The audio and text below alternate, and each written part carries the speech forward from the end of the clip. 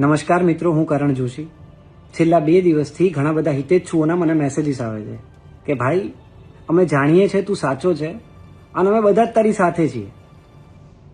એટલે જ હવે જે સાચી અને આખી વાત છે એ જ હું તમને કહી દઉં.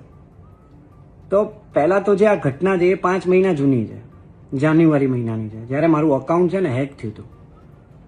ત્યારે મારા અકાઉન્ટમાંથી ઘણા બધા લોકોને મેસેજીસ ગયા હતા, મારા મિત્રોને પણ ગયા હતા. કોઈની સાથે પૈસાની માંગણી થઈ હતી, કોઈની સાથે કામ રિલેટેડ વાતો થઈ હતી અને કોઈને અયોગ્ય મેસેજીસ થઈ ગયા હતા. હવે આ સંબંધિત બહેનને પણ અયોગ્ય મેસેજીસ ગયા હતા અને એ દરમિયાન હું મારી ફિલ્મના પ્રમોશનમાં ખૂબ જ વ્યસ્ત હતો, બહુ જ બિઝી હતો. મારા અકાઉન્ટમાં શું એક્ટિવિટી થાય છે એનો મને કોઈ આઈડિયા જ નહોતો. પણ જે મિત્રોને મારા અકાઉન્ટમાંથી મેસેજીસ ગયા એ મિત્રોએ મને કહ્યું કે ભાઈ, તારામાંથી કેમ આવા મેસેજો આવે? ત્યારે મને ખબર પડી, એ લોકોએ મને ઇન્ફોર્મ કર્યું ત્યારે મને ખબર પડી કે મારું અકાઉન્ટ હેક થયું છે.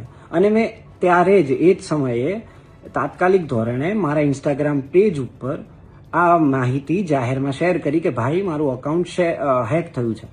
તો કોઈ પણ મેસેજીસ આવે, કોઈ પણ પૈસાની વાત હોય, કામ રિલેટેડ વાત હોય તો એ રિસ્પોન્ડ ના કરવો જ્યાં સુધી હું રિકવર ના કરું ત્યાં સુધી. હવે આ સંબંધિત બહેને પણ સ્પષ્ટ રીતે કહી દીધું હતું ત્યારે કે આ જે મામલો થયો એમાં મારી કોઈ વ્યક્તિગત સંડોવણી હતી જ નહીં. આ જે થયું છે એ હેકિંગના કારણે જ થયું છે. ત્યારે જ બધી ચોખવટ થઈ ગઈ હતી, ક્લિયર કટ ત્યારે જ બધું થઈ ગયું હતું.